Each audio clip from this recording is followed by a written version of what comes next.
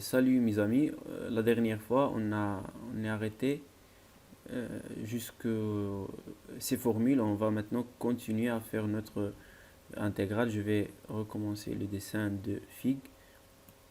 D'accord, on a ici un fil.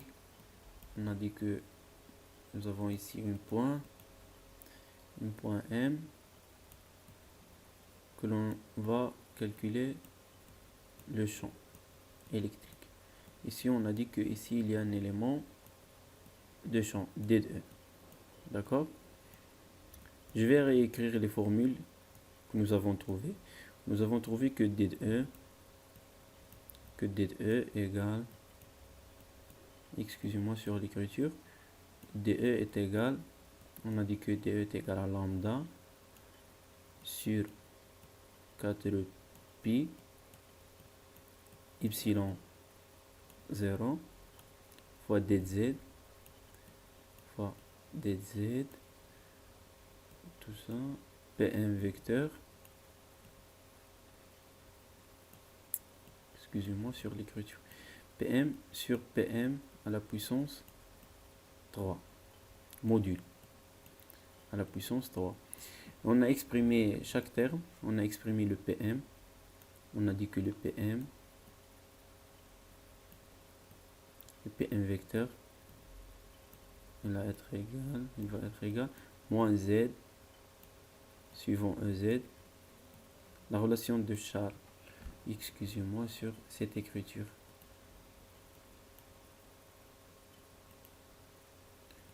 fois EZ plus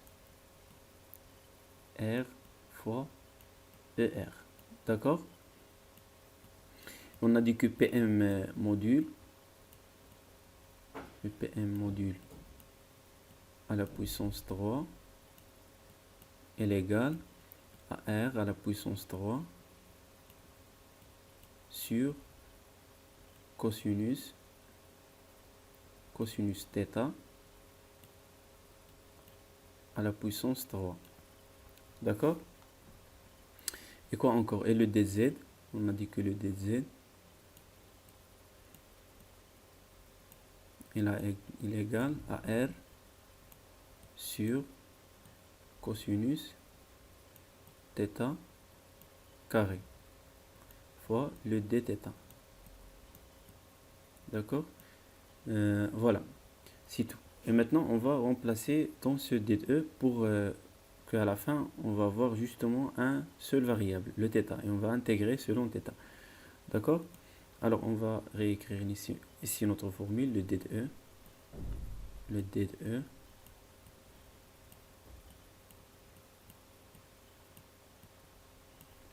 qui va être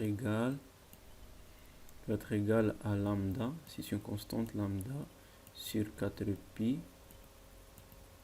epsilon 0. D'accord, et on va maintenant remplacer chaque terme par son expression. On a dit que le dz est égal à R sur cosinus θ au carré. Voilà, j'espère que vous voyez l'écriture, fois le dθ,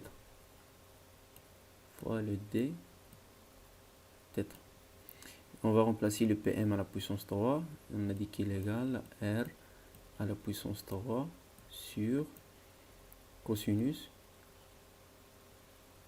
θ à la puissance 3. D'accord, on va remplacer le Pm, je vais ouvrir ici une parenthèse, on va remplacer le Z. Le Z, on a dit que Z, pardon, j'ai oublié de l'écrire, le Z, on a dit qu'il est égal à R tangente. Pour ceux qui ne sont pas voyés la vidéo déjà présentée, il faut que vous voyez le vidéo de la partie 1 pour que vous compreniez de quoi il s'agit. R est égal à cosinus θ, etc. Alors on va remplacer le Z par son expression, moins, ici le moins, R tangente θ. Suivant quoi? Suivant EZ. D'accord? suivant EZ plus le R, c'est un constante R. R en fait c'est cette distance fois E R. Et on va fermer les parenthèses. Maintenant on va faire des petites simplifications. On remarque qu'ici il y a un R, il y a un R, il y a un R. On va factoriser avec le R ici. Et il va devenir ici carré. D'accord? Il y a ici le cosinus carré, il y a ici le cosinus à la puissance 3. Alors on va simplifier la puissance 3 avec ce cosinus. D'accord? On a ici le carré de R, ici à la puissance 3. On va simplifier la puissance 3 par cette quantité. Alors, qu'est-ce qu'on va trouver à la fin? On va trouver à la fin que d de E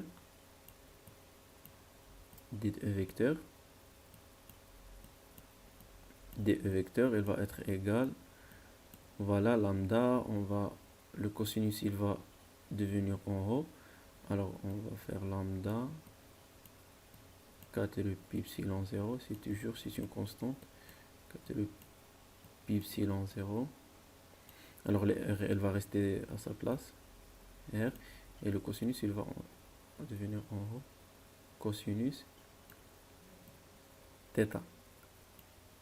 Voilà, jusqu'à maintenant, bien. Fois dθ. Fois dθ. On va ouvrir les parenthèses. Parce qu'en fait, c'est un vecteur. De dE, c'est un vecteur. Il a une composante suivant Z. Ici, EZ. Je vais l'écrire ici. Il a une composante suivant ER. Le tangente de θ. Excusez-moi sur l'écriture parce qu'elle est vraiment très mauvaise. Mais j'ai rien à faire. Le EZ plus le ER. D'accord? Maintenant, on remarque qu'il y a deux composantes de DE. Il y a une composante suivant le EZ, il y a une composante suivant ER. On va s'intéresser à calculer la composante suivant ER, puis on va calculer la composante suivant ER.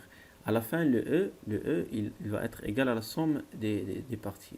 La partie suivant EZ plus la partie suivant ER. D'accord? Qui va être égal ici. Si on note ici D de EZ, ça veut dire le D de E suivant EZ. D'accord? Le D de E, ici indice Z.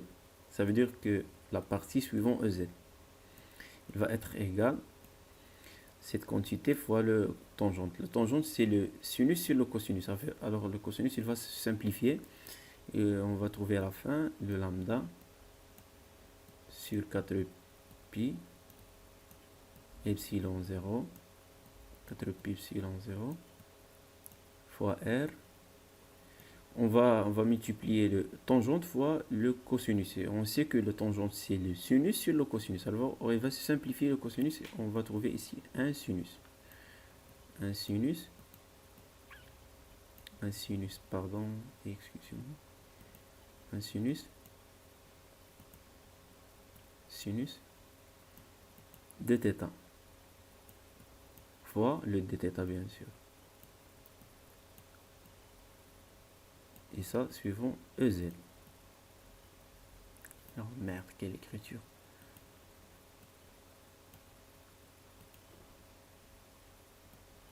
Le DZ. D'accord? Alors, cette composante, il est suivant EZ. D'accord? Alors, on va écrire l'autre composante suivant ER. Le D de ER, je vais noter ici R pour dire que c'est la composante suivant ER. Alors, la même chose, il va être égal à lambda sur 4 pi epsilon 0 R. Et on va, justement, il n'y a rien ici. Alors, il va être comme ça. Suivant fois dθ, pardon, j'ai oublié ici le dθ. Le dθ. Et j'ai oublié, bien sûr, le cosinus ici. Il est ici, le cosinus. Cosinus de θ. fois dθ suivant ER. Alors maintenant, qu'est-ce qu'on va faire? Maintenant, c'est très simple. On va faire un intégral pour avoir le E. Pour avoir le E, il suffit de faire ici un intégral. Et ici un intégral. Ici un intégral. Ici un intégral. De quoi? Maintenant, notre variable, c'est le θ. Le θ, il va varier de θ jusqu'à cet angle ici. On va la noter moins θ. D'accord? On va faire l'intégrale de θ vers moins θ. Je vais noter ici θ moins θ. θ moins θ. Alors, on va commencer par la première partie, le d'EZ. Alors, le E suivant EZ, il va être égal. Le E suivant EZ, il va être égal à l'intégrale de θ vers moins θ. De quoi? De lambda sur 4 pi epsilon 0 sinus θ fois dθ fois dθ. D'accord, suivant EZ. Alors ici, ce terme, c'est une constante. Lambda 4 pi, j'ai oublié ici un R, il y a ici un R, le voilà. Je vais l'ajouter ici. Tout cette partie, il est constante. On peut faire sortir de l'intégrale. Alors on va intégrer le sinus. Le sinus, la primitive de sinus, c'est la primitive de sinus, c'est moins cosinus. Alors l'intégrale, on va calculer ça. Va être égal à lambda sur 4 pi epsilon r, je vais écrire ici r epsilon 0 fois quoi? On a dit que la primitive de sinus, c'est moins cosinus. De moins cosinus θ. De quoi? De θ vers moins θ. Alors le cosinus de θ moins θ, qu'est-ce qu'il va être égal? On sait que le cosinus, c'est, si je dessine ici un cercle, voilà le cosinus. Le cosinus, c'est celui-ci. Alors un cosinus de θ, le voilà. Cosinus de moins θ, le voilà. Alors ils ont le même cosinus. Voilà, ils ont le même cosinus. Alors cette partie, il va être égal à 0. Alors cette partie, il va être égal à 0, pardon. Alors tout cela, il va être égal à 0. Voilà. Excusez-moi. Il va être égal à 0. Le voilà. Alors on va dire que à la fin, E suivant EZ, elle va être nulle. Voilà, la première composante est nulle. Je vais l'encadrer ici. Voilà. D'accord? Maintenant, on va calculer la deuxième partie. La deuxième partie suivant ER. On va voir qu'est-ce qu'il va nous donner. D'accord? Alors, on va maintenant calculer le D de R. Alors, le E suivant R, je vais la noter ici R, il va être égal, voilà, on a dit que lambda sur 4 pi, R c'est une constante, on peut la sortir. Alors on va ici la sortir, 4 lambda sur 4 pi fois R fois epsilon, c'est une constante, ne dépend pas de θ. De θ vers moins θ, de quoi? De cosinus. Hein? De cosinus θ. D'accord? De cosinus θ fois dθ. Alors la primitive de cosinus, c'est quoi? La primitive de cosinus, c'est le sinus. Alors elle va être égale, toujours à la constante, lambda 4 pi r epsilon 0. 4 pi epsilon r 0. La primitive, on a dit la primitive de cosinus, c'est le sinus. On va faire ici le sinus. Le sinus de θ. De quoi? De θ vers moins θ. D'accord? Suivant quoi? Suivant ER. D'accord? On va revenir ici. Le sinus, voilà. Si on considère ici un angle θ, voilà le sinus. Et voilà le moins θ. Alors, ce sont symétries. Si on a ici une valeur, alors il va être égal à... Si on a θ, sinus θ, moins, ça veut dire 2 fois sinus θ. Alors, cette quantité, elle va être égale à 2 fois sinus θ. D'accord?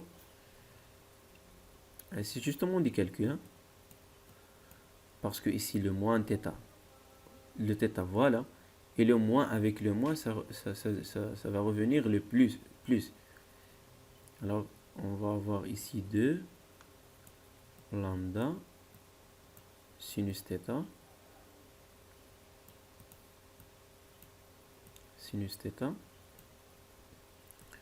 sur 4 pi epsilon 0 r, d'accord, fois ER. C'est ça la composante suivante ER. D'accord? Voilà, maintenant on a arrivé à la fin de notre travail.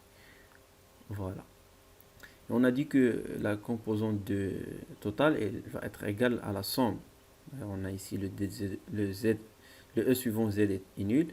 Alors le E total il va être égal à cette quantité-là.